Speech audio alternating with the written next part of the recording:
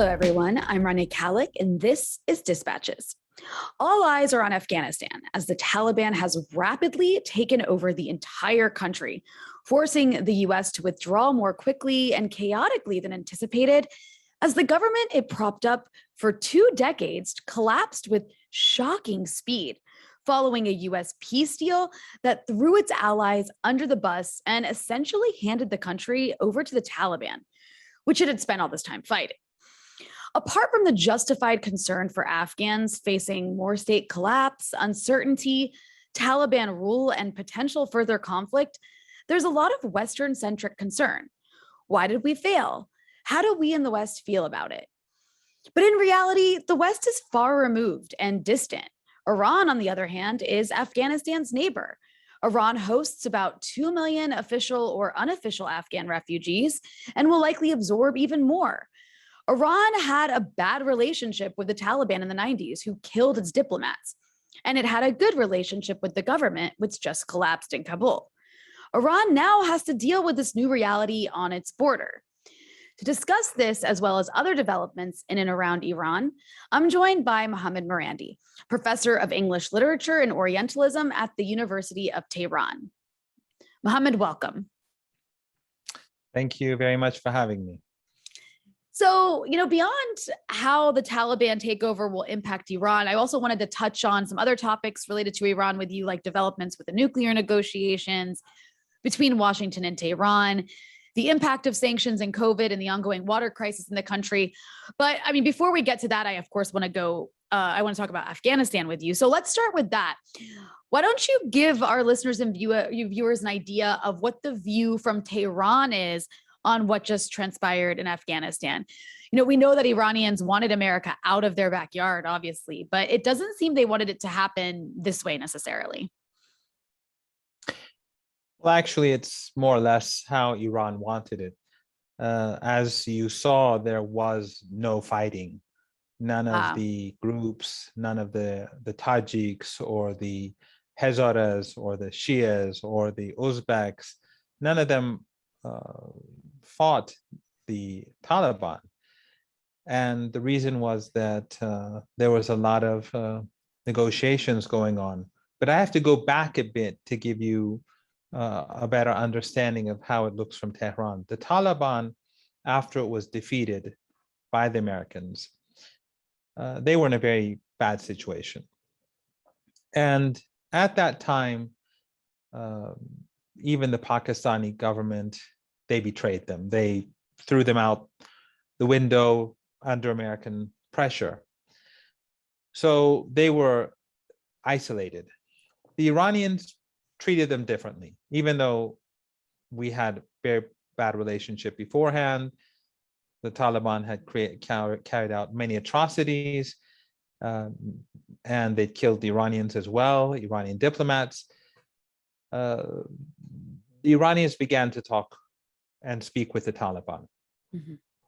And we have to keep in mind that when the Taliban killed those Iranian diplomats, and when they were killing people in the north, Tajiks, Persian speakers, Shias, and so on, and other minorities, who combined are actually the majority. In other words, the Pashtun Taliban are less than 50%.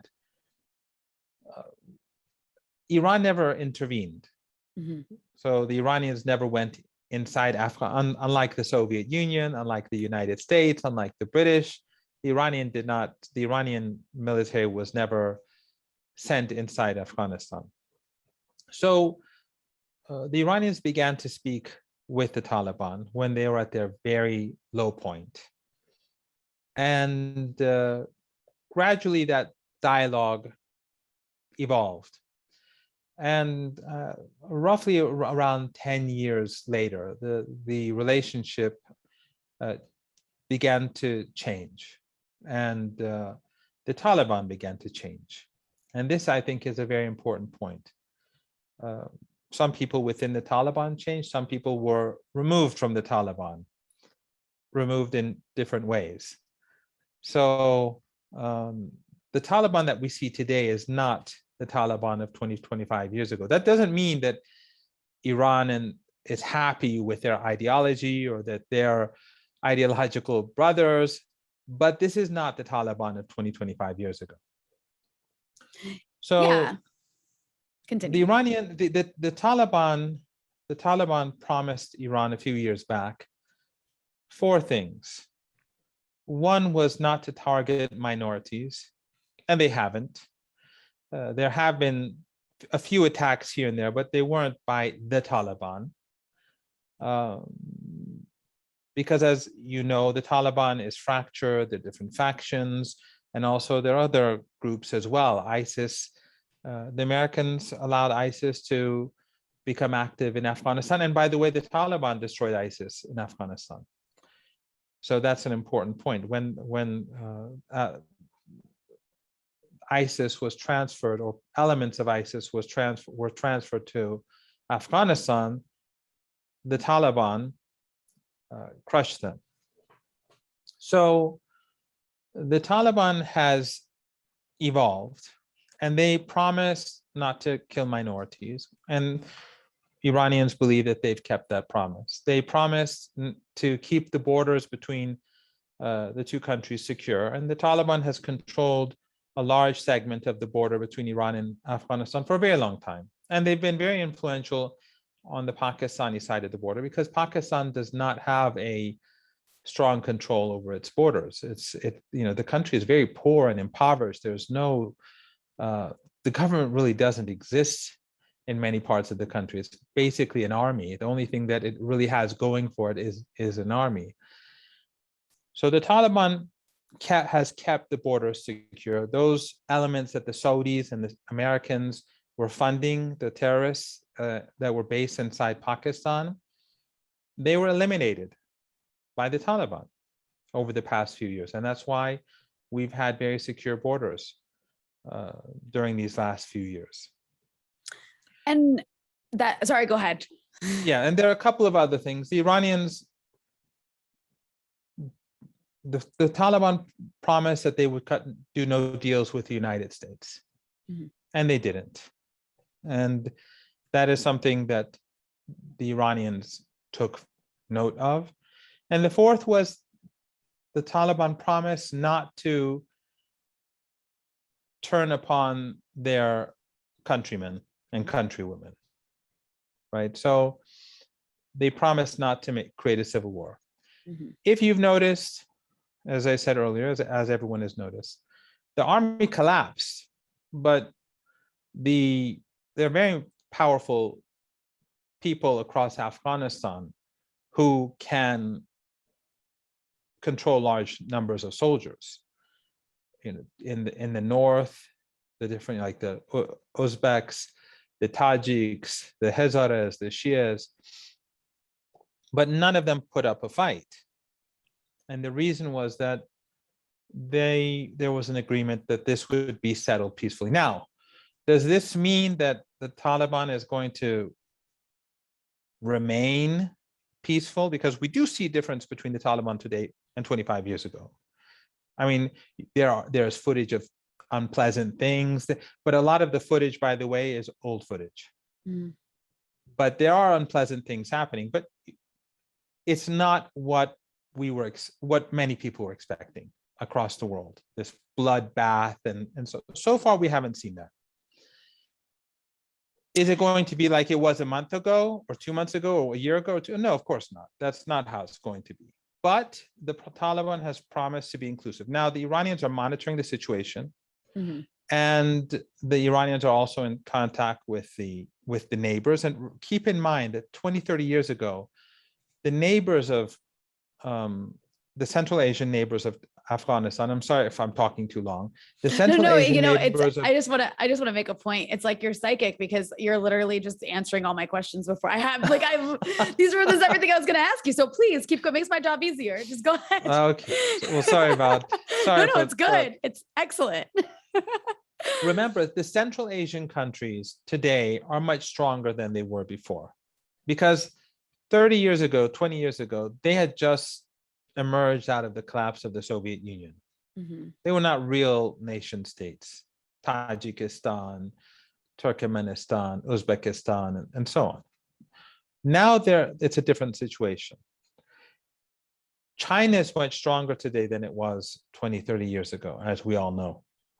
And Russia is also stronger. Iran is much stronger than it was 20, 30 years ago.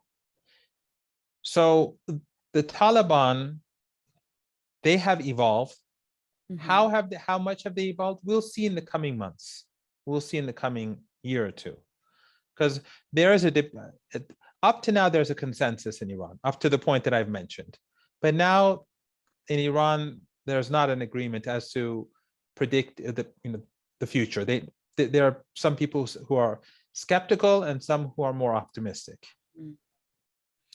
Yeah, and when So, well, that's one thing I was going to ask you about, was this sort of like coordinating with other regional players to pursue stabilization of Afghanistan, which you basically already went into. But I do think that that is a positive thing in the sense that the countries that neighbor Afghanistan have way more of a stake in a stable country than America, which is on the other side of the world. Aside from the imperialist, reasons for America being there, the idea that the US would have interest in having that country be stable, like it doesn't impact the US, but it actually does impact China, Iran, all of the former Soviet bloc countries that you mentioned that actually border Afghanistan. So in that sense, is Iran coordinating with other regional players to pursue this stabilization? Is there some sort of concrete coordination in this respect? Well, the majority of the coordination is actually inside Afghanistan. Mm. And that is that Iran is coordinating between the Taliban and the different minority groups to make sure there's no civil war. Mm-hmm. The worst case scenario is a civil war. The Taliban has promised not to push in that direction. The other groups, for the time being, they are going to take that as let's say, they're going to assume that this is going to be the case. But they're always going to be prepared for a different situation. The Taliban, so as I said earlier, the Taliban has evolved. Now, there may be viewers who will be very skeptical of what I'm saying. That's fine. But this is the belief in Tehran, and they've been doing business and talking with them for a very long time now. Then, go ahead. Yes, and one important point that I want to make here is that the United States does not want Afghanistan to be stable. The Americans, as long as it was theirs, they wanted stability, or at least relative stability.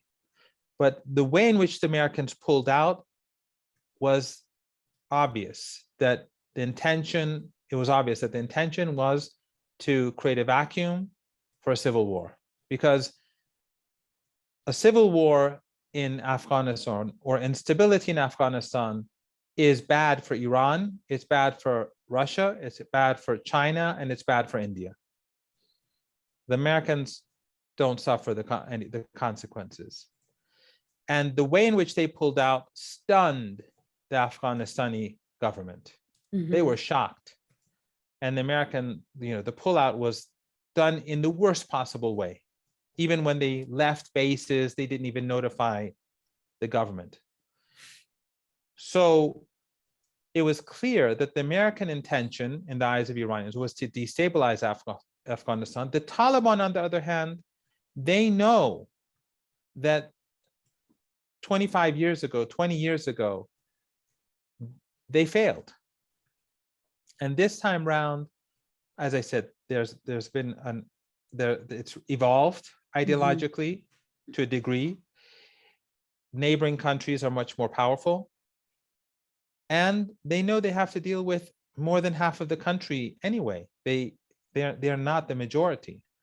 So the Taliban, and a final point I should add is that the Taliban also knows that they have to run the country. Yes. And when they came to power 25, let's say over 2 decades ago, the country was in the midst of a civil war. When they came, they took away women's rights. They did a lot of blood. There was a lot of bloodshed, a lot of massacres, a lot of crimes. But a lot of the people back then just wanted the civil war over. Right. So the Taliban came and took large swathes of territory when people were quiet. Now it's a different situation because Afghanistan,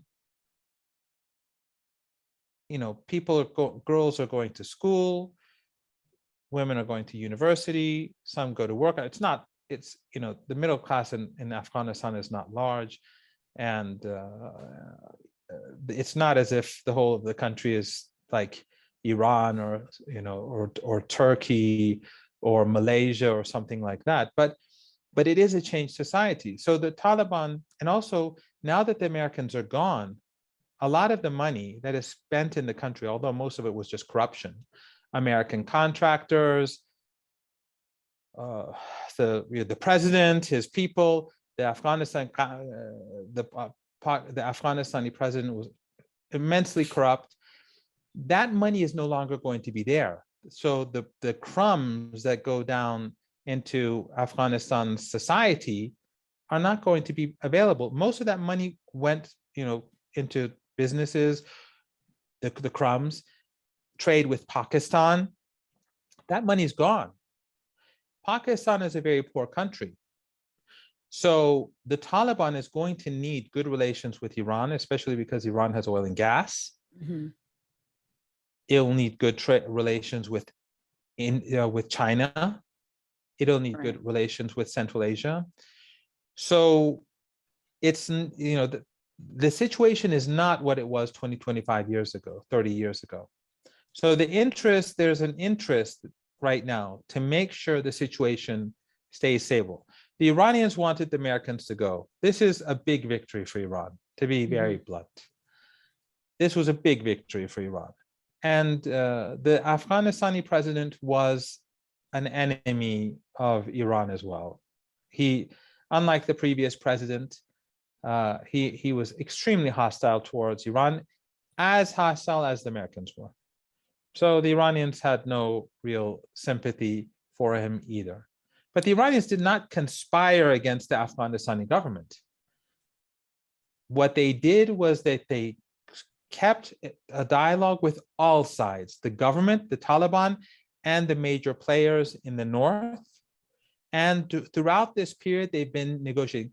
It's not dissimilar to what Iran has been doing, for example, in Iraq, where you have all these different political parties. You've been to Iraq, and Iran is in contact with everyone. Unlike the Americans, who choose their man and they try to crush everyone else. Right. The Iranian way is to talk with everyone and try to keep the lines of communications open. Even in Syria, that's what the Iranians did, as up to a point, because the Syrian government was sensitive about certain groups, and so the groups that the Syrian government did not want the Iranians to speak with, the Iranians would stay away from them. Mm. So you mentioned the issue of minorities, and of course the Ashura commemorations are going to be happening in the next couple of days, and it's going to, I think, be the first test of the Taliban's religious tolerance, right, of the historically oppressed Hazara Shias. So is Iran concerned about the fate of the Shia Hazaras? And also, there's something to be said, right, about the militia of the Hazaras that fought quite heroically in Syria against Takfiris, and they were backed by the IRGC. So do you expect now that they're back home, they'll play a role in defending Afghan Shias, or I guess keeping the peace, if you will, with this new Taliban takeover? Iran isn't naive. Mm. And Iran has not closed its eyes to events in Afghanistan. Iran is monitoring the situation, and they are in contact with all of their friends across the board. And it's not just the Hazaras, it's the Tajiks and the other minorities that they're all very close to Iran. Keep in mind, Ahmad Shah Massoud, he was backed by Iran. So the so-called Northern Alliance that swept and took over Afghanistan from the Taliban after the attacks on the United States, this was a force that was funded and protected by Iran. So Iran has its friends and allies. It's not simply the Hazaras or the Shias or the Persian speakers. Iran has a large segment of allies, and even a significant segment of the Pashtun population has a close relationship with Iran and has had one. And also their civil society, university professors, and the relation. I mean, right now we have something like 16,000 Afghanistani university students in Iran, something like 15 or 16,000, and almost the same who've graduated from university. You have, I think, 500,000 Afghanistani children in Iranian schools. I mean, Europeans who like to pretend, and Americans that like to pretend that they welcome refugees. We've had up to 3.5 million refugees in the country. And right now we have a huge number of refugees and more coming in. And they all these children go to Iranian state schools, like Iranian students. So the Iranians know quite well that what's going on in the country, and they know what dangers lie ahead, because the Taliban has different factions, and clips may come out in one town, there may be some atrocity, or it's going to be an uneven, situation across the country. Yes. But the worst case scenario is civil war. Of course. And the Iranians want to make sure there is no civil war, because if there is civil war, everyone is going to lose, whether they're Pashtun or they're Tajik or they're Hazaras or they're Uzbeks. No one is going to win. Right. So the best case scenario, if one wants to make sure the interests of the Shia, of the Tajiks, of the larger Sunni community is taken into account, the best solution is for no shots to be fired. Now, so far, the Taliban has behaved very differently from what we've seen 25 years ago. And as I said, these are not the same people. Many of these people were not in charge of the Taliban. Many of the people who were in charge of the Taliban back then are dead. Some of them were dead because they were killed. Some of them died. But this is now some may say he's being extraordinarily naive. And this is this. Let's assume that the Iranians took a hard line and decided to support its allies, the Tajiks, the Uzbeks, the other minorities, the Hazaras, the Shias, the Pashtuns that are close to Iran, in a war against the Taliban. What would that lead to? It would be a disaster. A war. It would be a disaster. Yeah. It would be a disaster. So if there can be a solution, so far, so good. On the whole, does that mean it's perfect? No, of course not. Does that mean that women's rights are going to be respected like they were? No, that things are going to change. Yes. But it's better that there's no war and that people are not slaughtered. Yes. And the Taliban knows that they're going to need to do business with Iran. It knows that they know that they have to do business with Central Asian countries, with China, and so on. So, and Russia, of course, in its own way, because Russia has a lot of influence in Central Asia. Mm. And even Pakistan knows that a civil war in Afghanistan is not to their benefit. The Pakistan is under a lot of Chinese influence as well. And so the Chinese do not want this to go in the wrong direction. So they will have a say, they will be speaking with Pakistan. And of course, there's India too. So the Taliban has to play it smart if they don't want to fail. And, to a broader point, this is an unprecedented situation in terms of what it says about America, I think, in terms of the way the rest of the world is viewing America. And I saw you making this point on Twitter, so I'd like to ask you to elaborate. What does this say for U.S. allies? I'm talking about groups and states like the YPG, Israel, Saudi Arabia. They're surely watching this and feeling worried, I would imagine. What if the U.S. abandons us? They spent $2 trillion in 2 decades propping up a very corrupt government in Afghanistan, and overnight they literally just left. They airlifted themselves out and said bye and didn't really care about the situation on the ground.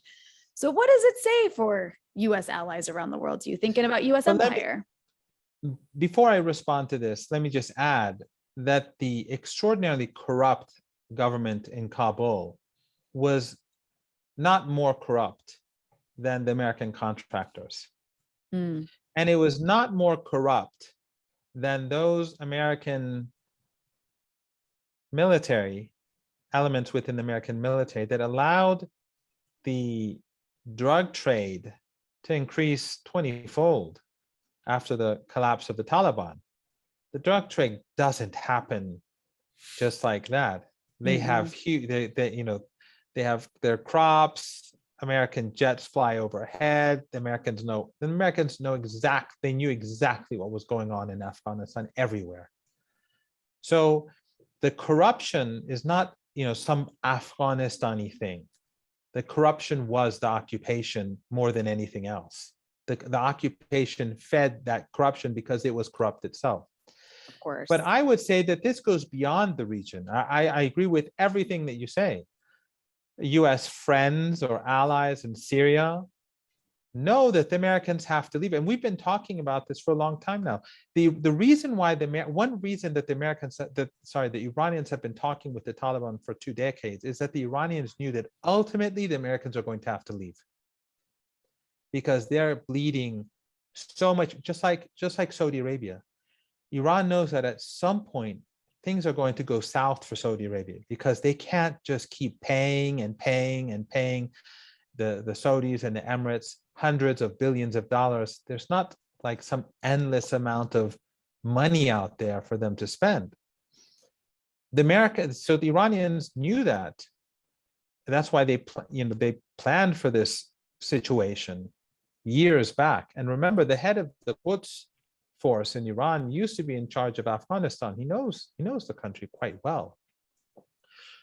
So not only are will American allies in Iraq and Syria, in countries in the region, even in Israel, not only are they concerned, but I think it goes beyond the region. I think Taiwan should definitely be concerned. I think Ukraine should. Anyone who has anything to do with the United States is going to see the United States as, much less credible, much less reliable, much less capable, because the shambolic withdrawal of the United States from Afghanistan shows, I think, more about what's going on inside the United States than what's going on in Afghanistan. This occupation has helped empty the United States of its middle class. It's helped to wreck the middle class. Not just this occupation. When we look at the amount of money that the United States has wasted in this region, Trump a few years ago said, I think $6 trillion, right? I think he said $6 trillion. If we extend that, it's probably something like $8 trillion now. How can they go on, especially when they want to confront China or to compete with China? So not only is the United States seen as the withdrawal, not only was it seen as shambolic, but it's reflective of the decline of American power and a huge intelligence failure. I was told just on Saturday that this government would collapse within 4 days.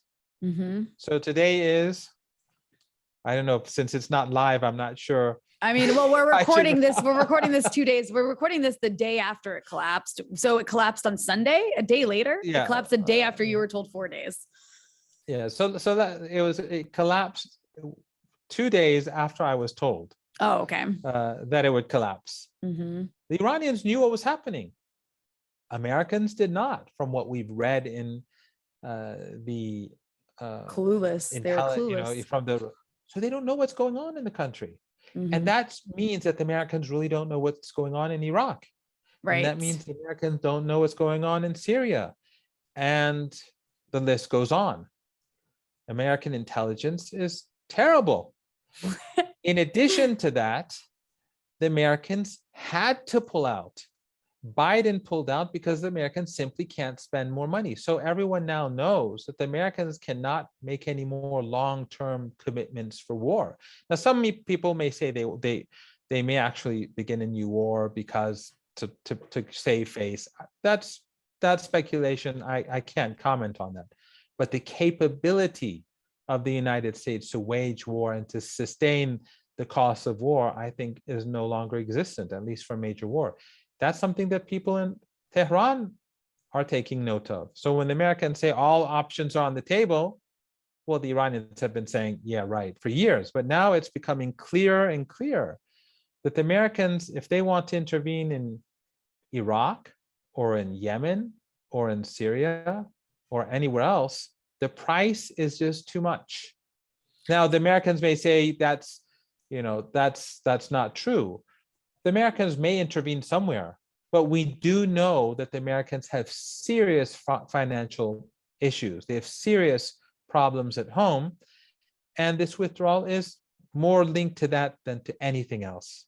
If the Americans could keep the occupation forever, they would keep it forever, without a doubt.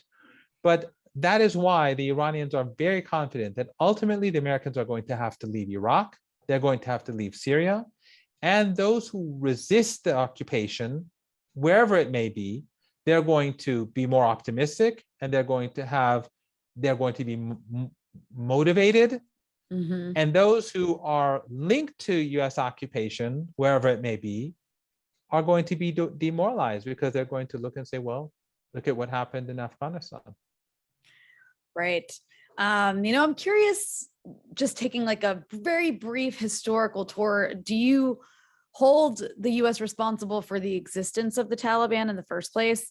And I guess what I mean by that is what never gets discussed in this conversation about Afghanistan is that this didn't just start in 2001. I mean, the US has been arming and funding chaos and destabilization in Afghanistan since the 80s, right? To try and overthrow. Since the 70s, right? Even before the Soviets invaded, as they call it, and even before the Soviets came into Afghanistan, the US had started its covert operation, the biggest in its history until Syria, to arm and fund the Mujahideen to overthrow the Soviet-backed socialist government in Afghanistan. I mean, say what you want about them, but that caused a 10-year-long war that destroyed the country, that killed, I think, 1 million people. And ultimately, as a result, you ended up with the blowback creation of Al-Qaeda from some of the members that participated in the Mujahideen, people like Osama bin Laden. So that's one. But two, you also had the Taliban created basically on the border between Pakistan and Afghanistan, and they came out of Saudi-funded schools. And of course, there's a whole history behind what happened with the Taliban. Like you mentioned, they came in the 90s, there was a civil war, and they actually did manage to impose some sort of law and order in an otherwise chaotic environment, for sure. But that said, when we look at what the US did in the 80s, we look at what it did in the 90s, and we look at what happened the last 20 years. I mean, you really can take a thread through all of that, and it just gets completely left out that had the US just stayed out and left Afghanistan alone, you and I would not be having this conversation right now, because there would be no Al-Qaeda, there would be no Taliban. That's for sure. And the United States would be a much better place to live in. Right. But as you rightly point out, Brzezinski, the US National Security Advisor, admitted that the United States tried to draw in the Soviet Union into Afghanistan. They wanted the Soviet Union to occupy the country so that they could impose a Vietnam on the Soviet Union. So Carter, who is supposedly the human rights supporter, he's the good guy among American presidents. And sadly, he is. I mean, despite what you're about to say, sadly, he's comparatively speaking, he's less evil. But let's not go into Nicaragua. No. Let's not go into the Iran, or Iran for that Cuba, matter, or Iran and all that. Right. But his national security advisor, basically under his authority, sacrificed Afghanistan. They sacrificed the country. And the United States, yes, they supported the Taliban and Al-Qaeda.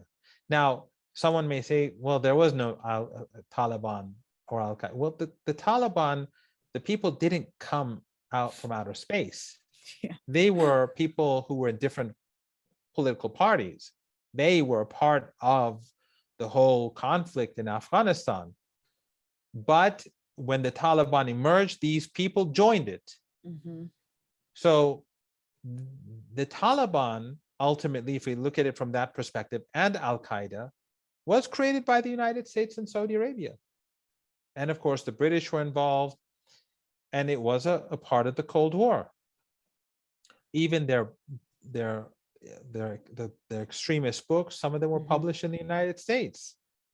I think the University of Nebraska, if I'm not mistaken. That's correct, yeah. So the Taliban, it was a tool of empire, the US empire. And after the Soviet Union collapsed, the United States wanted Central Asia for the sake of Iran and for control of a huge area in Central Asia, at least influence. So the Taliban, for a period of time, was supported. For a period of time, it was tolerated, and US allies supported it.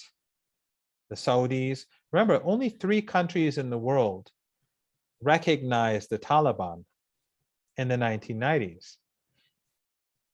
Pakistan, of course, Saudi Arabia, and the United Arab Emirates. Do you think that any of these countries at that time would have recognized the Taliban when the United States was at the height of its power and the Soviet Union had collapsed?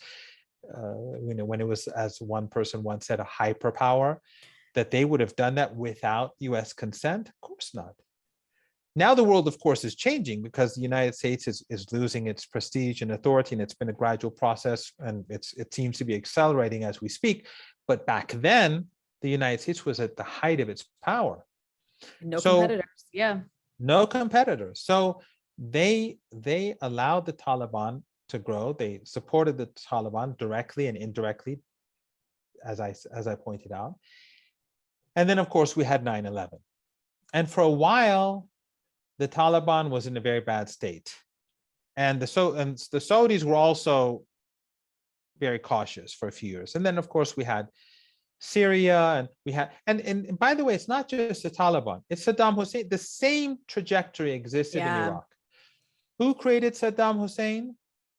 The United States. The Soviet Union was a part of it too, but the United States was behind it. The Europeans were behind it. Who gave Saddam Hussein chemical weapons? The Europeans, NATO, the United States was also involved. Who gave them the intelligence to use those chemical weapons? The United States. Who gave them the political cover to get away with it? The United States and the Europeans. These very same countries that speak about human rights, they gave Saddam Hussein these weapons of mass destruction. And they destroyed Saddam Hussein and Iraq in the name of those weapons that they gave to him. So it's a similar trajectory. But what happened after 9/11 and the expulsion, remember, the Taliban actually told the Americans, because the Taliban and the Al-Qaeda were not one and the same. Right. And they weren't. And that's a common mistake, by the way, that a lot of people in the US make. They were not one and the same. That's true. Al-Qaeda was actually quite racist. And that was a major issue in Afghanistan. So that was one problem that existed. But in any case, when the Taliban was defeated, the Taliban began to fight against the United States. So they were no longer a tool of empire. Some people ask me, why did Iran go to Syria and Iraq to fight, but not in Afghanistan? There are a number of issues here. One is that, first of all, Iran was invited by the government in the capital. In Damascus, the government is the Syrian government. They asked Iran to go in. When did Iran go to Syria? In 2013, like Hezbollah, not in 2011, not in 2012. They supported the government against extremist groups, but they went in 2013 after tens of thousands of foreign fighters had come into the country. The Taliban is an indigenous force. There are people coming from the Taliban of Pakistan, but the Taliban is an indigenous force. ISIS was an international force. Supported, and second of all, ISIS and Al-Qaeda were supported by NATO. Taliban is not supported by NATO now. It was once upon a time, but not now. So that's another difference. So Iran, first of all, only entered when the Iraqi government, the Syrian government, someone may say, well, why is Iran supporting Ansarullah in Yemen? Ansarullah in Yemen, in the eyes of Iran, is the government. They are the ones in the capital. Despite years of atrocities by the Americans and the Saudis and the Emirates and the Europeans and the Canadians and all of them helping to carry out, impose starvation and atrocities, they've never been able to take the capital. Why? Because Ansarullah and the real Yemeni government has popular support. They are the government and Iran supports them. But in any case, the Taliban today is fighting and has been fighting against the United States and foreign occupation. So the Taliban is a part and is a part of Afghanistani society. It is opposed to the occupation. It is promised to be different from what it was 20, 25 years ago. It is promised, we have to wait and see what happens. It is promised to be inclusive. It's not going to be, there are going to be major changes, and many of them, those changes are not going to make you or me happy. But if they keep their promises, that will be a lot better than civil war. The Taliban is not Al-Qaeda. The Taliban is not ISIS. Or Al-Qaeda and ISIS today, especially. And they don't, and of course they don't seek to destabilize their neighbors, which is another difference between them and the ISIS and Al-Qaeda branches that existed in Syria and Iraq, which sought to expand and have this like regional emirate. But we have to keep in mind, we're talking about the Taliban today. Right. The Taliban today is one thing. The Taliban of 30 years ago, 25 years ago was something else. We're talking about now, the here and now. So I want to shift gears for a moment since we're discussing Iran. I wanted to ask you about the situation with COVID. And by the way, one other thing, Mr. Ghani, Ashraf Ghani, the former president of Pakistan, of Afghanistan, he did not ask Iran to intervene. So the Syrian government asked for Iran's support. Iran went in. A couple of years later, the Russians came in. In Iraq, the same was the case.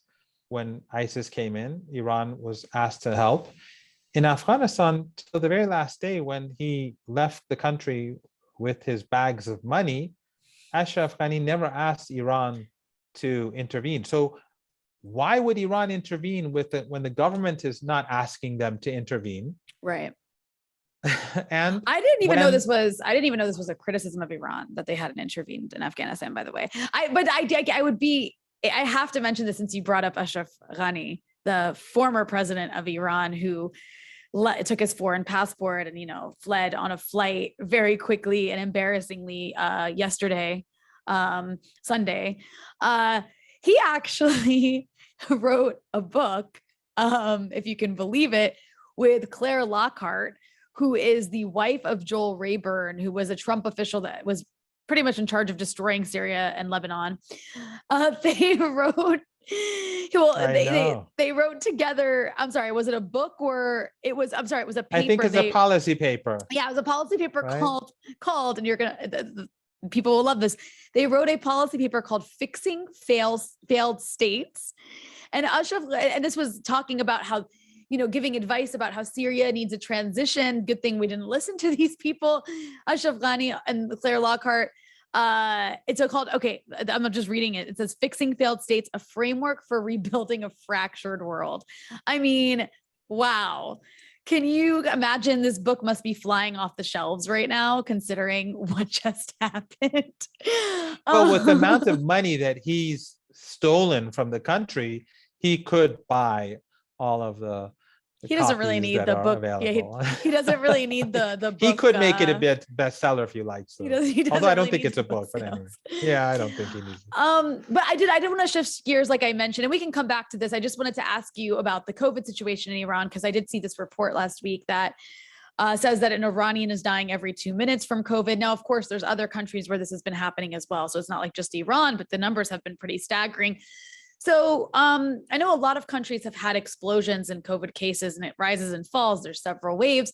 But given that the topic of COVID in Iran has been in the news, how much of this new casualty rate would you attribute to U.S. sanctions, which continue to deny Iran access, I think, not just to hospital equipment, but also to vaccines, if I'm not mistaken? Well, let me first say that there are two components to this. One is, I think, the fault of the current administration or the outgoing administration, because we have a new president, but the new cabinet is not in. So we're in a sort of transition phase. But I mean the Rouhani administration, which I'll get to momentarily. And one is, of course, the sanctions. When COVID virus came into Iran was under sanctions, and the Americans blocked Iran from importing everything: masks, test kits, ventilators. And then when Iran began to develop its own vaccine, they sanctioned the companies that were linked to the production of vaccines. It's extraordinary. I mean, and right now the Iranians are not going to explain the story because they don't want the Americans to know how they imported goods and things like that. But it's been a major problem just getting in certain equipment in order to produce vaccines for the factory and so on. So sometimes they may buy something, let's say from country A, let's say in Latin America, or let's say from Europe, then let's say it goes to Latin America, then from there it goes to East Asia, then it goes to Central Asia, then it goes somewhere in Europe, and then it goes, let's say, that's how it works. And so it goes like through 8, 9, 10 different countries till it gets to Iran, just so they can get it into the country. So imagine how time consuming it is and how expensive it becomes. So the Americans were keen on preventing Iran from being able to deal with the virus. And I forget who it was. One of them actually gloated. He tweeted that what COVID did to Iran, the sanctions were unable to do. Something really disgusting. That's a typical attitude, typical arrogant, imperialist attitude. Yes. So that was one problem. The second is that the Americans actively prevented Iran from purchasing vaccines. Iran had great difficulty transferring money to get vaccines. And another issue is that the sanctions regime itself prevented the Iranian administration from being able to lock down the country. Because when you have sanctions, you don't have the sort of reserves that you would need to give people money. So if I want to shut down your shop, you can't just sit at home and starve. I have to pay you to stay at home. If I'm going to enforce regulations, if I'm going to force a lockdown, at least you have to be able to say, okay, I'll stay at home, but I need food, I need the basic necessities to sustain myself or my family or my friends and so on until the lockdown ends. Iran doesn't have that luxury because the government is struggling just to cope with the sanctions. So Iran can't have a proper lockdown, and that of course increases the rate of infection. Right. And because of the economic situation, it's more expensive for people to constantly put on masks. Right. You have to purchase things. You have to pay for this sort of. It's not only a problem, but it has expensive for people who are, let's say, who are struggling. Every dollar, let's put it in American terms, counts. Yes. The problem, though, and this is something that I think is important, and I've been complaining about for a long time in private, is that the Rouhani government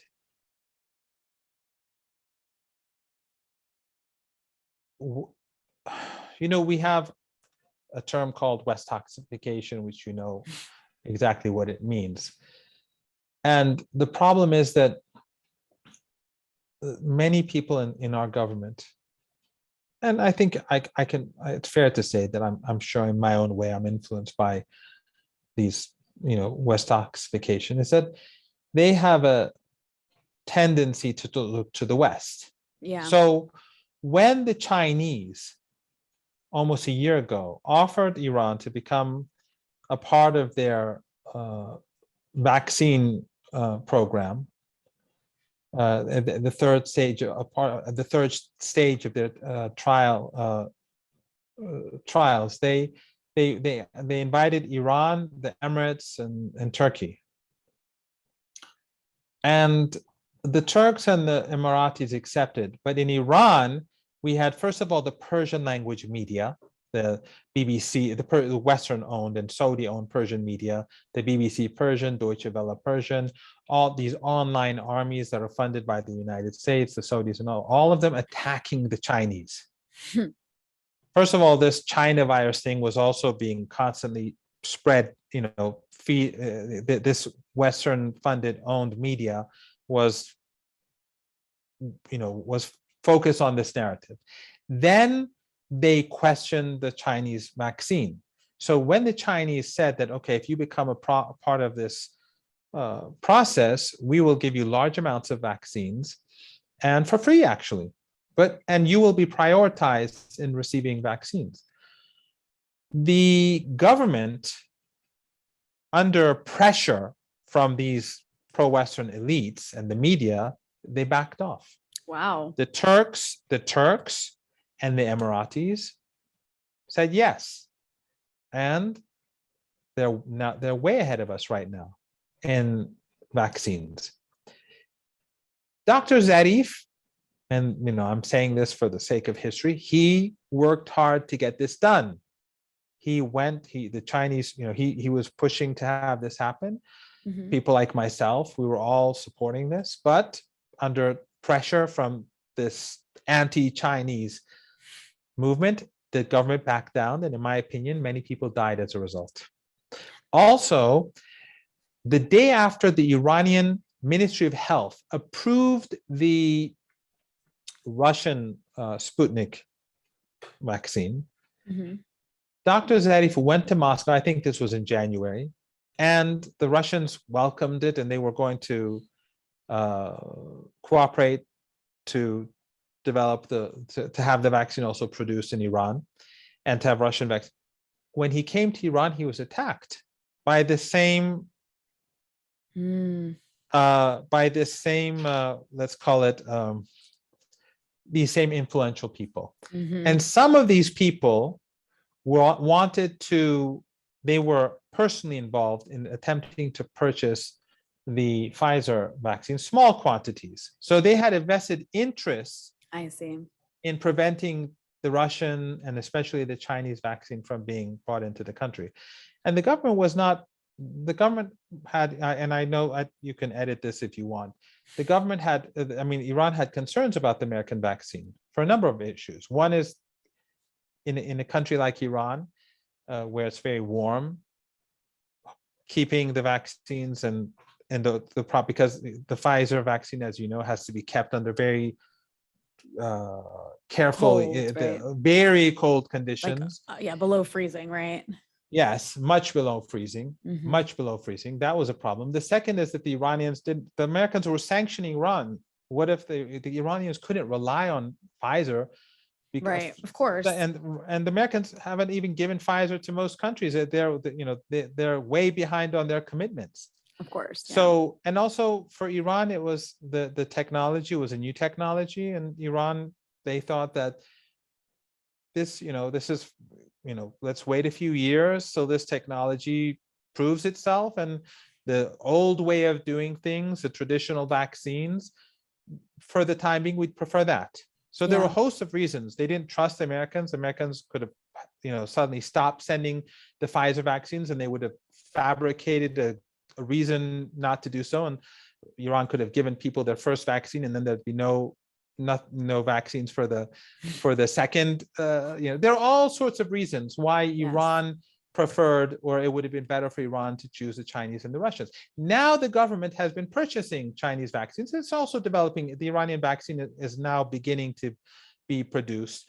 not as fast as they want, but if they had not pursued this policy, if they had accepted the offer of the Chinese, I would have volunteered. Many people would have volunteered.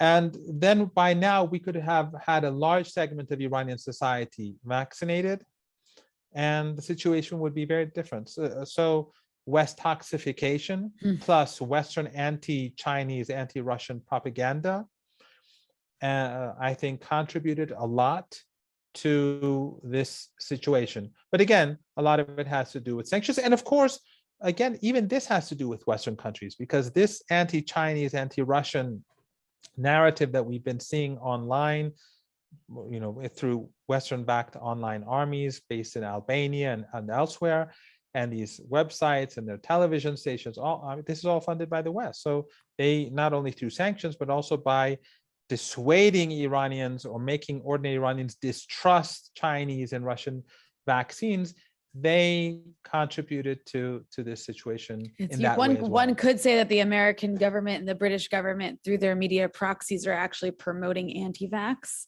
disinformation. Yes, or at least in a way, depending on which country it comes from. In a way. So, but I'm not saying that the Iranian government they're blameless. All governments have problems. All governments have shortcomings. Right. They're, in Western countries, in these think tanks, they like to say in Iran, there's incompetence and there's corruption.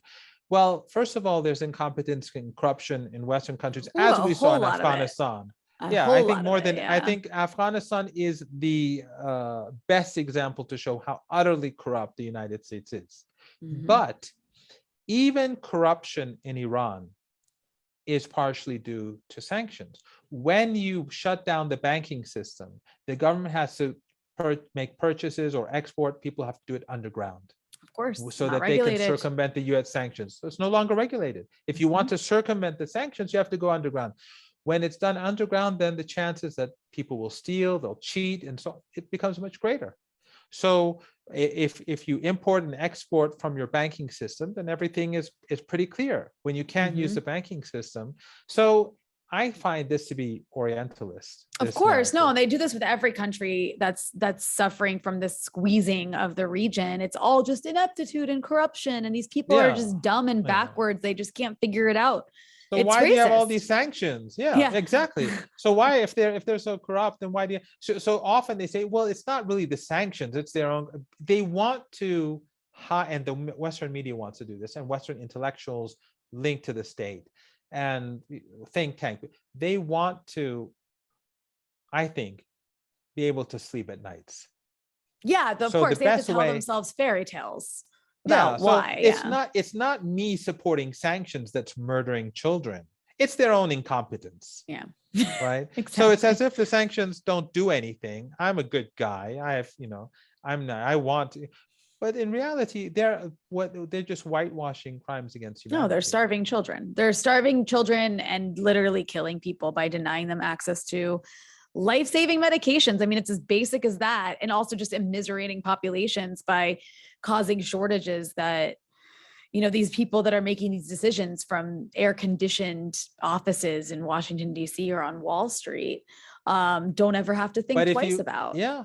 But if you want the ultimate example of a corrupt regime, an incompetent regime, you have to look at the American regime and what it did in Afghanistan and the shambolic retreat in that country. The regime in Washington is utterly corrupt and utterly incompetent. And if anyone says no, just say, go to Afghanistan and take a look at what they've done over the past 20 years. They spent I think $2.5 trillion, something like that. Of course, the numbers that differ. we know of. That we know of. Yeah, of Yeah. course. And when the government didn't last a month. It didn't. I mean, when the Soviets pulled out, the government back then lasted a lot longer. The Americans stayed in, and the Soviet Union was there for a decade. The Americans were there for 20 years.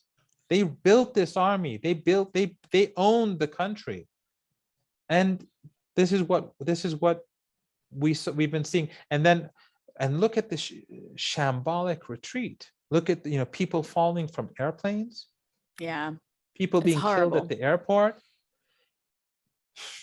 It's completely horrible and tragic. I'm sure just recently, Human Rights Watch, I think it was, they did a report on Hamas and people killed by the Hamas resistance. I mean, it's so disgusting.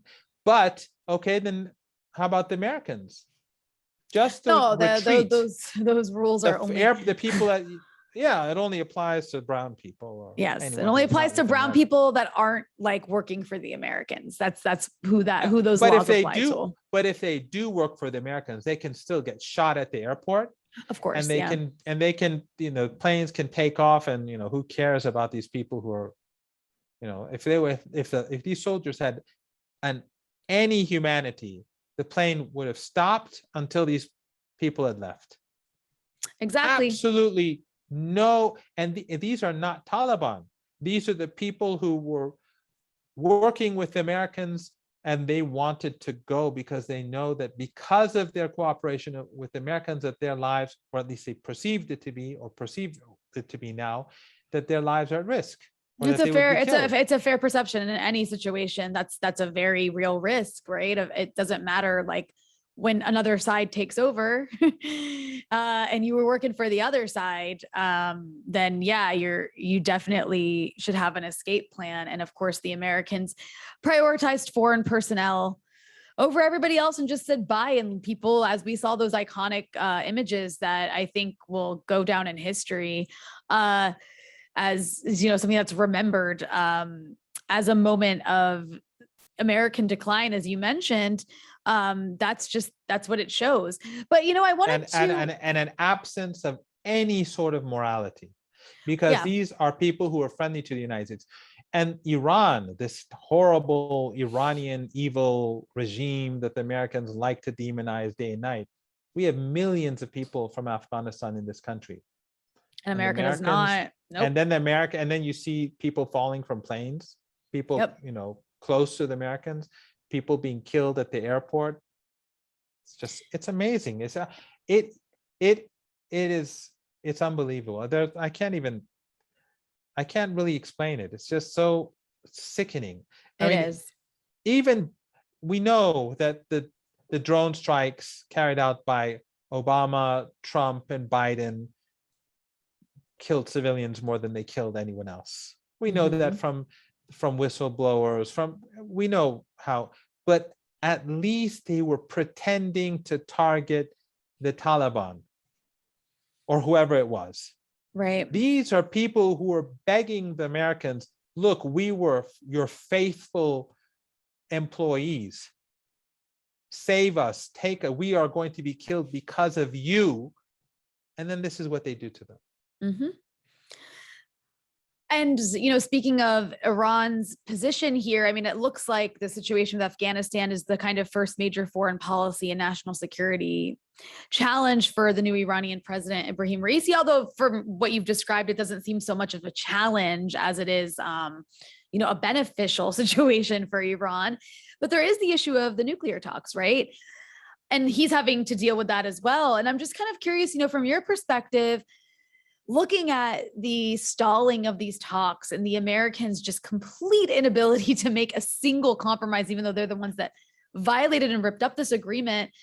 At what point does Iran just say, screw the talks, we're going home, we can live with sanctions?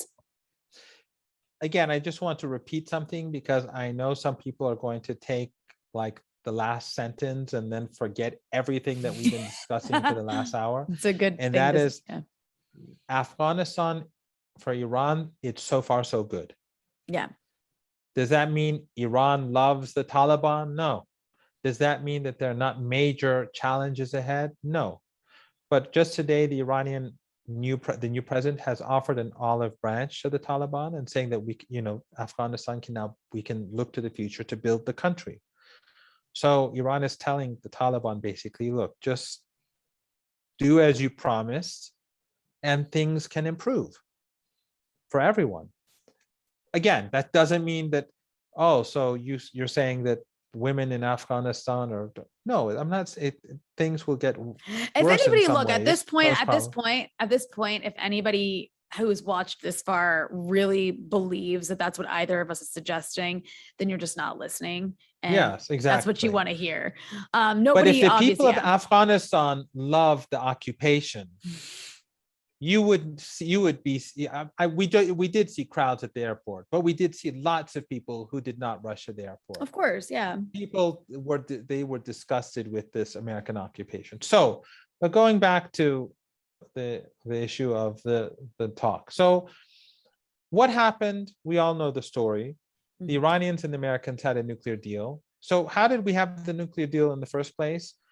The Americans, Biden and his president, Obama, they imposed maximum pressure sanctions against ordinary Iranians. This is not something that Trump started. This is something barbaric that Obama started.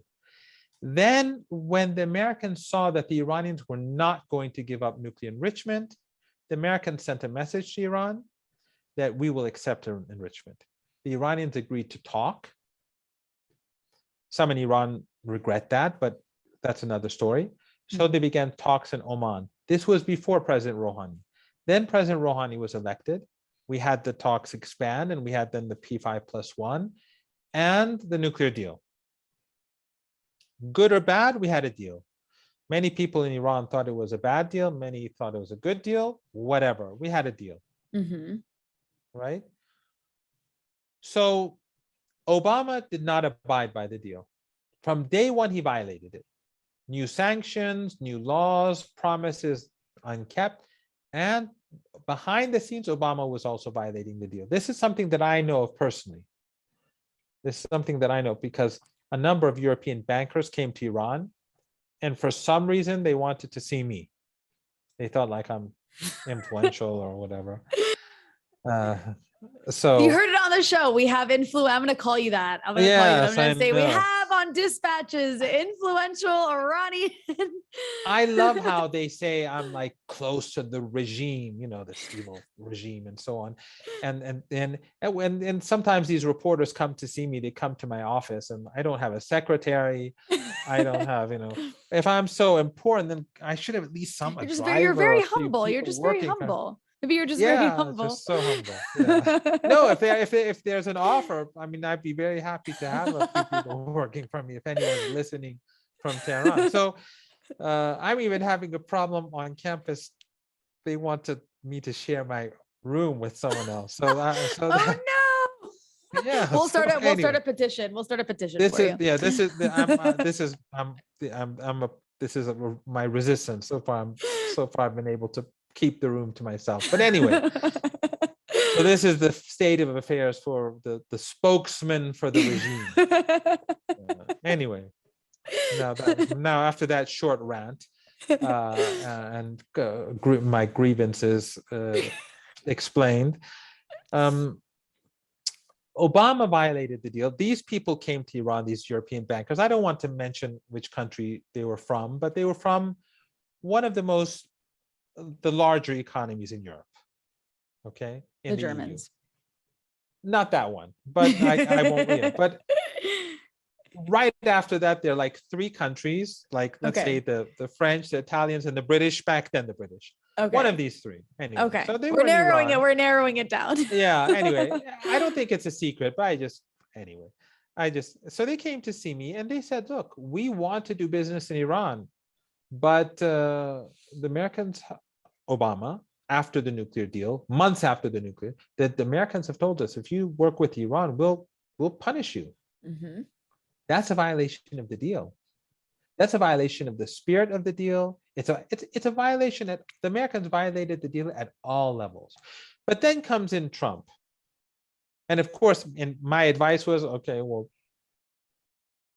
you can't do anything then.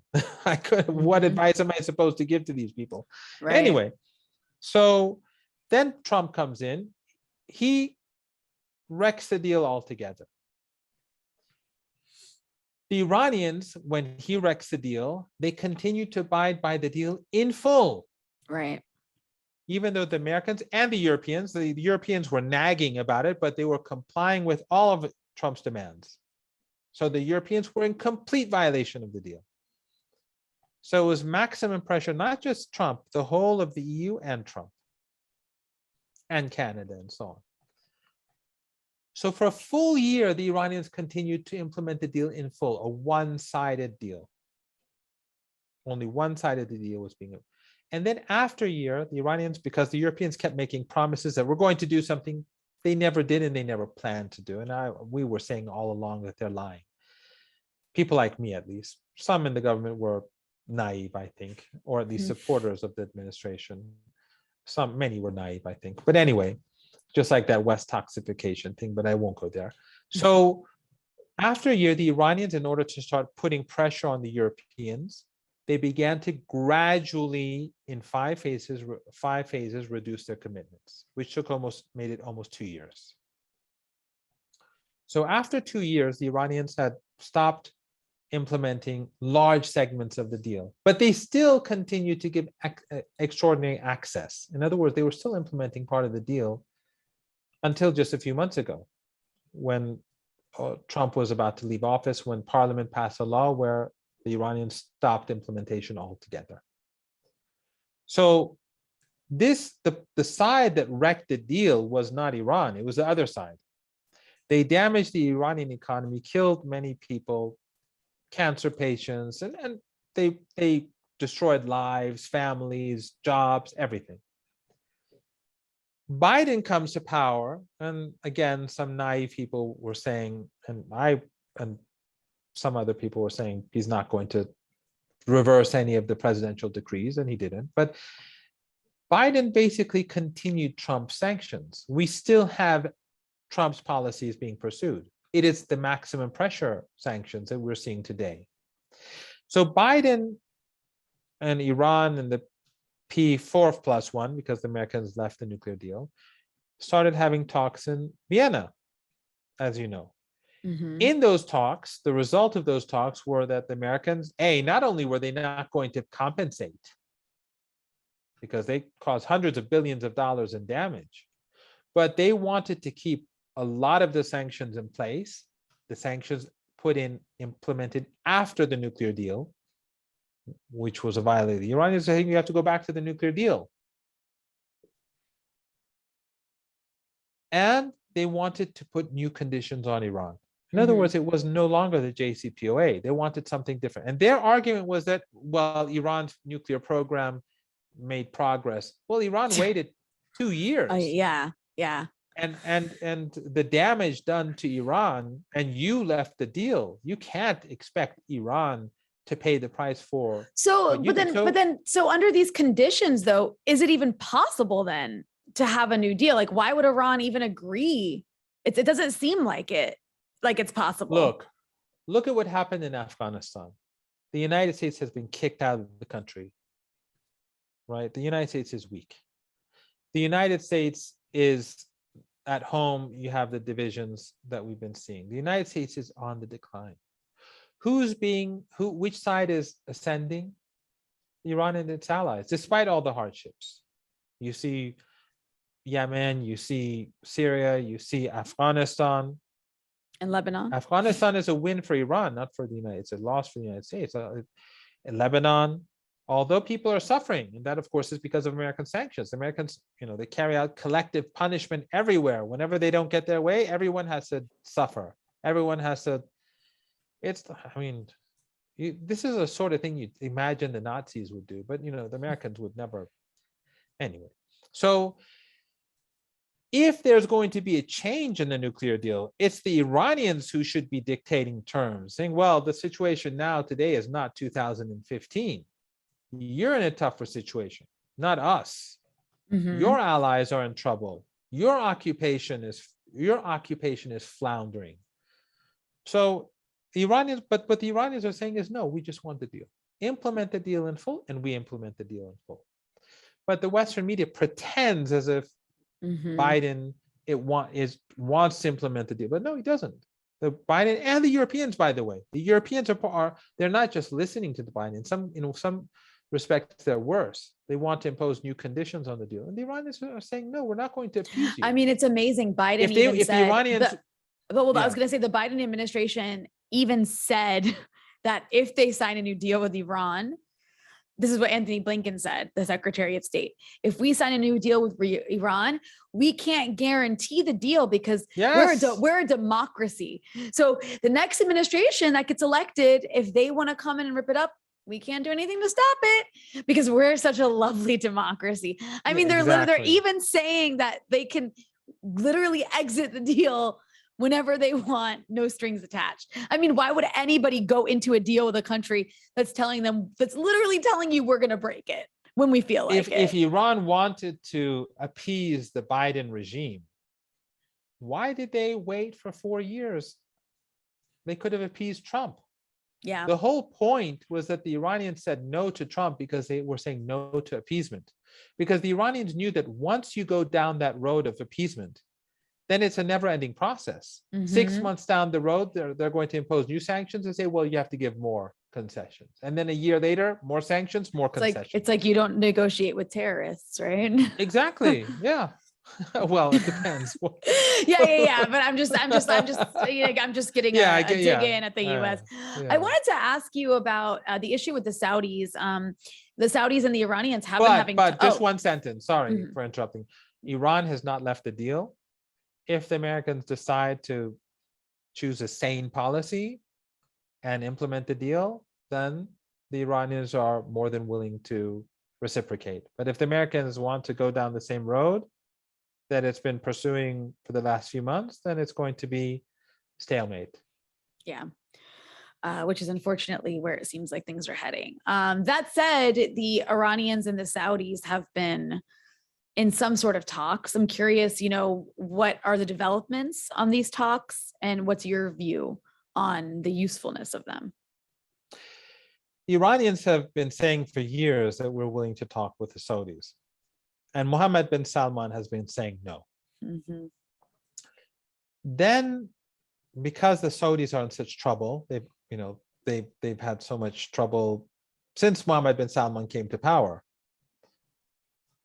We all remember how the New York Times, they gave such positive reviews of Mohammed bin Salman. The reformer. Yeah. The reformer. And anyway. So he, what he did to Hariri, kidnapped the former Lebanese prime minister, beat him. Then it was the war in Yemen, the genocidal war, which the Saudis have lost, and they are still losing. Then it was the inside Saudi Arabia, the whole Saud family, many of them being arrested and kept at the Ritz and that. Then it was Jamal Khashoggi and his murder. And so the Saudis, and then there was Qatar and the siege on Qatar. So the Saudis isolated themselves. And now it's the Emirates. The Saudis and the Emirates can no longer get along. Which is always a good thing, by the way. My belief is that when the Gulf states are fighting each other, it's good news for the rest of us in this region. Yeah, that's true. But Saudi Arabia so now is in a much weaker position than it was a few years ago. And in my opinion, if the war in Yemen continues, you're going to see.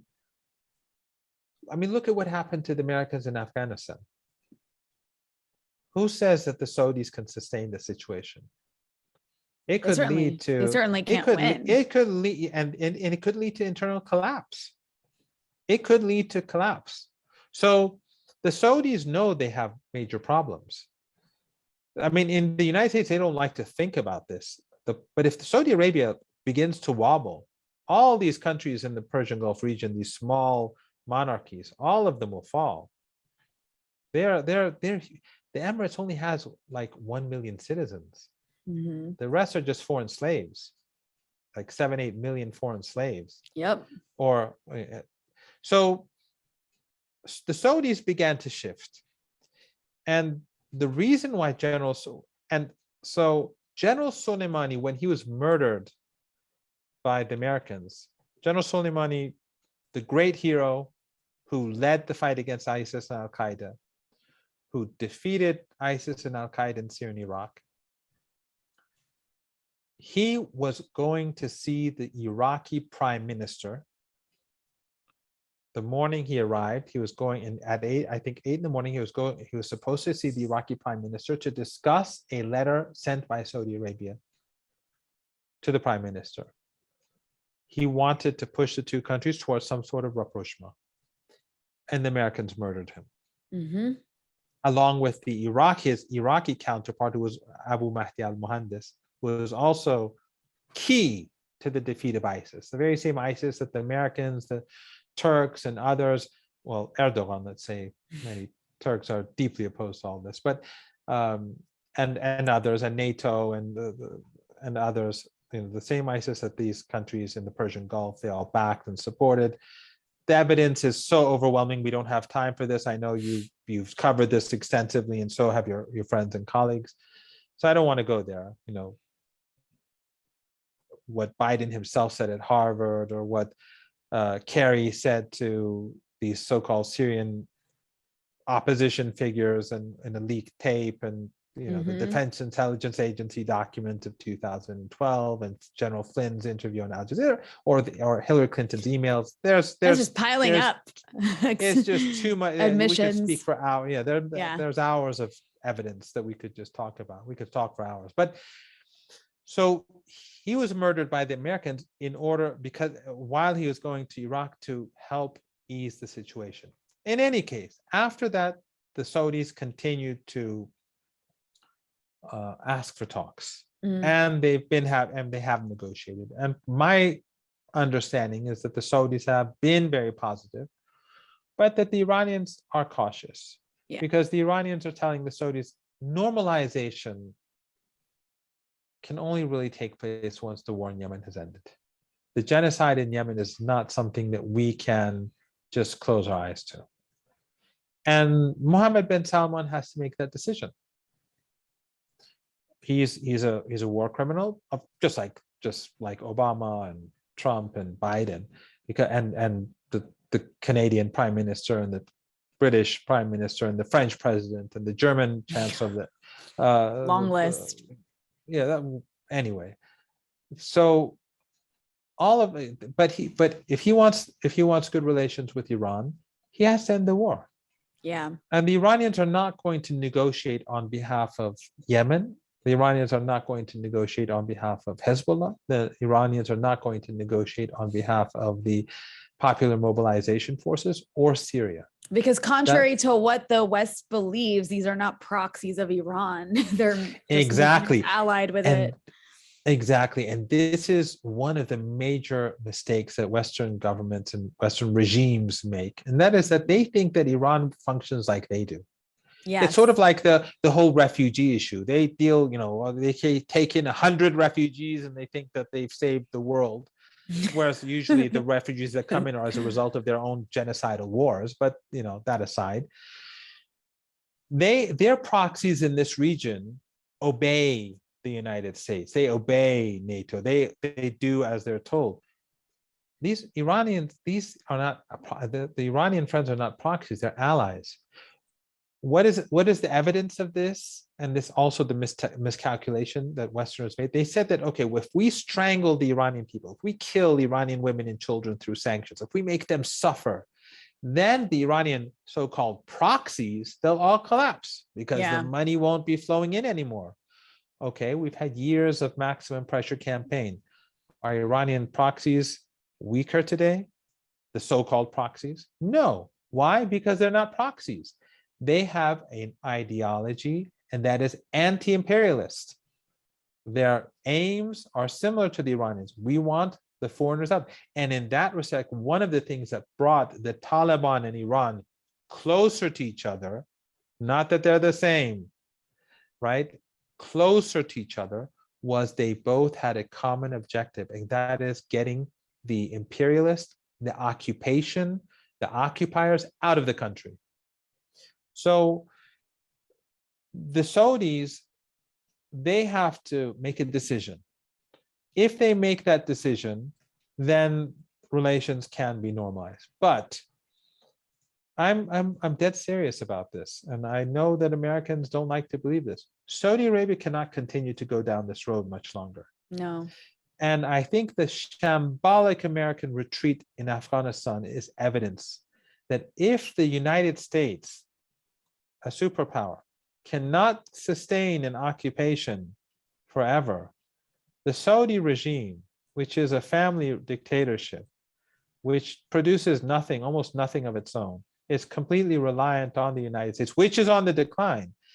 This regime has been spending hundreds of billions of dollars in this genocidal war. This cannot last much longer. So if the Americans want to preserve their ally in Saudi Arabia, because Americans love Wahhabi regimes, we have a history of that. And and it's also interesting, this whole Islamophobia that we have in the West, these Muslims, these Muslims that are these so-called Muslims that carry out all these attacks are the same. They're the products of Western intelligence agencies and Western funding. They're not.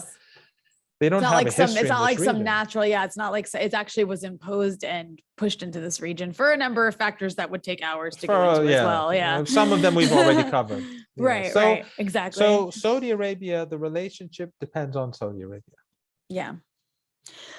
So I guess, thank you again, once again, if for those who are still watching, we did another lengthy interview after the election of Ibrahim Raisi, where we spoke at length about even more issues than we've spoken about now. And I want to thank you again for giving me so much of your time. But before we end here, I wanted to ask you, again, I'm still in Lebanon. And of course, it's awful what's happening in this country. It's just everything infrastructurally speaking is collapsing because of this fuel shortage. That, of course, is related to the U.S. maximum pressure campaign, but is also being imposed internally by U.S. allies. I'm curious from Iran, what is the Iranian view of what's happening in Lebanon right now? Is it being covered? How is it seen in Iran? It is being covered. Yeah, it is being covered. And the view in Tehran is that the Americans will make people suffer. They'll kill people to get their way. If it's the genocide in Yemen is being carried out with American support.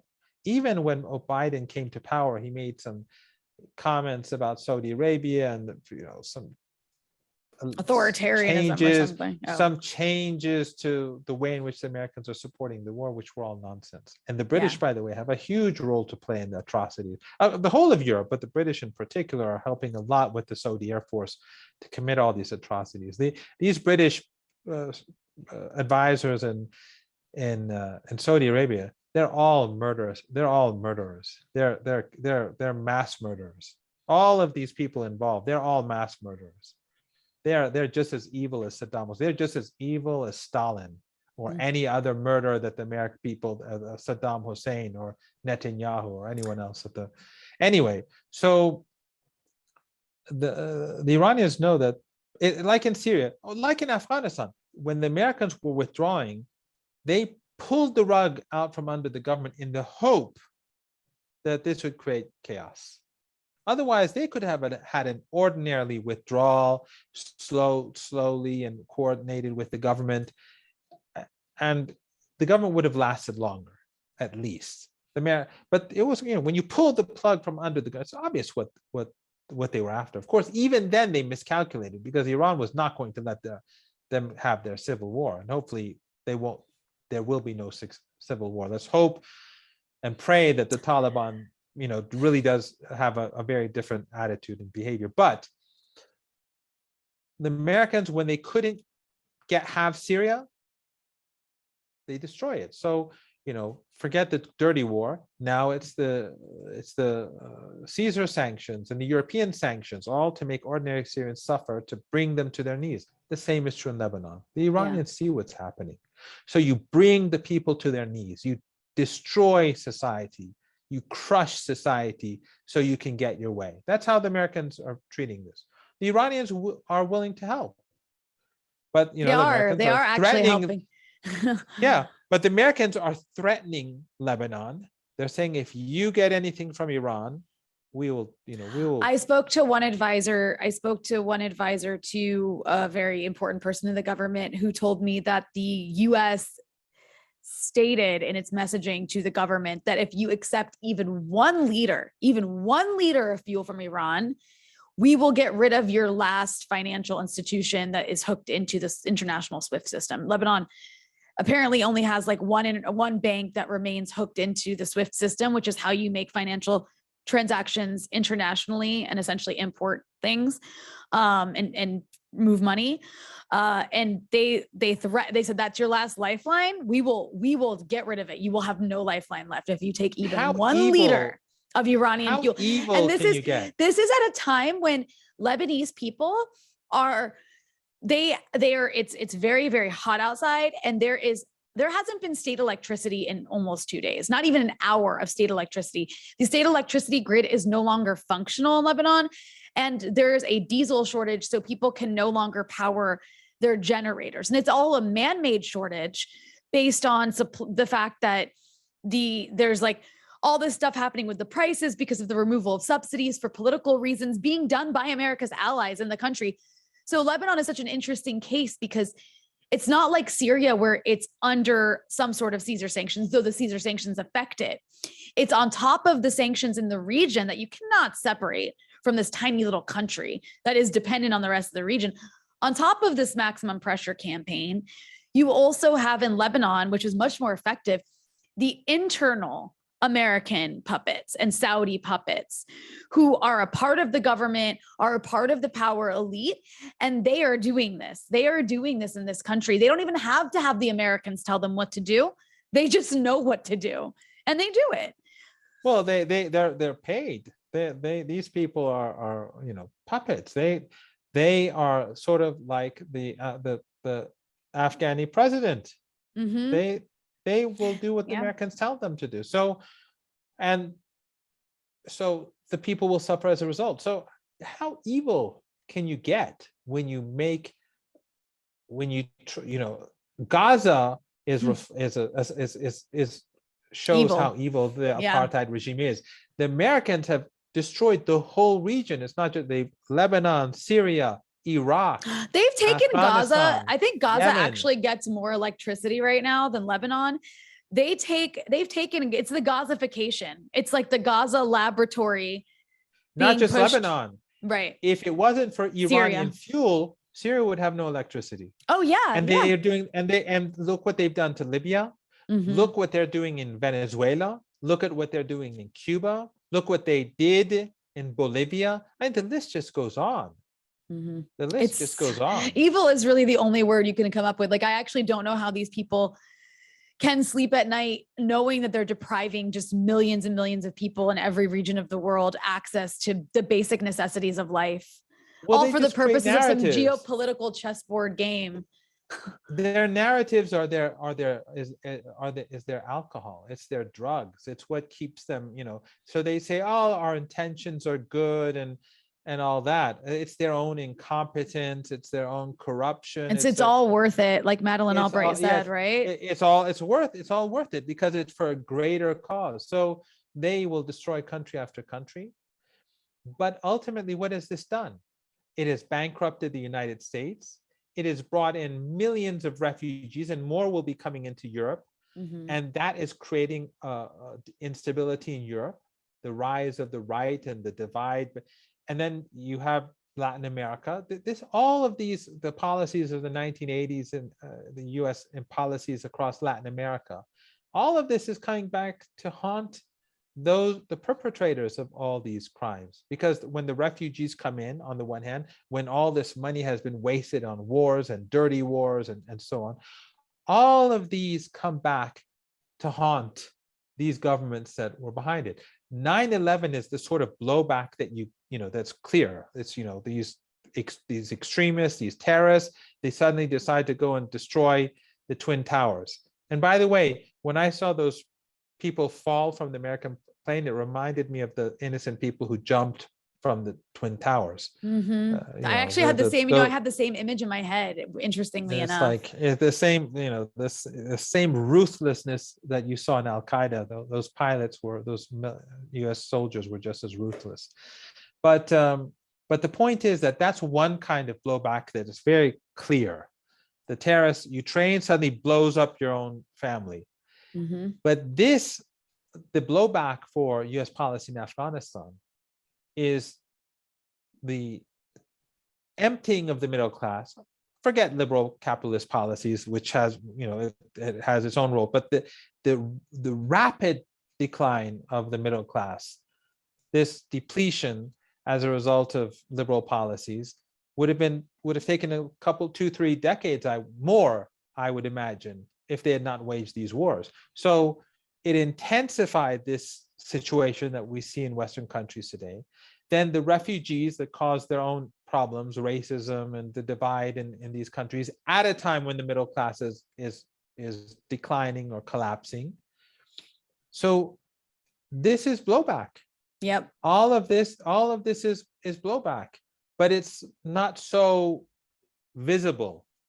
It's not, you see line 9/11 and you saw Al-Qaeda before, okay, you can, but when you see all these refugees coming into Europe, it's a result of their dirty war in Syria. It's a result of what they did in Iraq. It's a result of what they did in Afghanistan. It's a result of all the sanctions. It's the destruction of Yemen. Or in Latin America. And of course, the amount of money that the United States wastes on military bases and on wars and all that, all of these together has created the situation where we saw the rise of Trump and where we see the United States in its shambolic retreat in Afghanistan. So this is all blowback. And that should be the lesson of this entire conversation, is blowback and the lessons for American decline. Mohammad Marandi, professor of English literature and Orientalism at the University of Tehran. Where can people follow you so they can keep up with your incredible work? I see you've been writing for Mayadeen's English section these days. That's one place. Yeah. Well, my Facebook account has been disabled by Facebook. My Instagram account has been disabled, so I still tweet. I still use my Twitter account, so they can follow me on Twitter. I do write every now and then. I don't like writing. It's not easy for me. But, really? Yeah, I don't like writing. You seem like a natural.